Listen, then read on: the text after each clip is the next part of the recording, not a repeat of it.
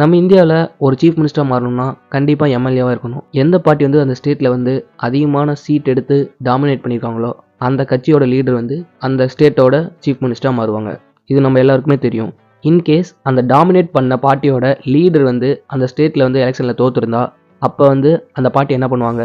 அந்த மாதிரி ஒரு சுச்சுவேஷனில் இருந்தால் அந்த பார்ட்டி நினச்சா அவங்கள வந்து சிஎம்மாக மாற்ற முடியும். 6 மந்த் பிட்வீனில் வந்து அவர் வந்து சிஎம்மாக இருக்க முடியும். இன்கேஸ் அவர் வந்து ஃபுல் 5 வருஷமும் அவர் வந்து சிஎம்மாக இருக்கணும்னா அதுக்கும் ஒரு வழி இருக்குது. திரும்பவும் அந்த ஸ்டேட்டில் வந்து ஒரு தொகுதியில் வந்து பை எலெக்ஷன் வச்சு அதில் வந்து அந்த சீஃப் மினிஸ்டர் இருக்கிற வந்து வின் பண்ணனா அந்த 6 மாதத்துக்கு அப்புறமும் ஃபுல் 5 வருஷம் டைமையும் அவரால் முழுசாக ஆட்சி பண்ண முடியும். இன்கேஸ் அதில் வந்து அவர் தோத்துட்டாருன்னா அவர் வந்து கண்டிப்பாக வந்து ராஜினாமா பண்ணி ஆகணும். இந்த மாதிரி இதுக்கு முன்னாடி இந்தியாவில் வந்து எங்கேயாச்சும் நடந்திருக்குதான்னு நீங்கள் கேட்டிங்கன்னா நடந்திருக்கு.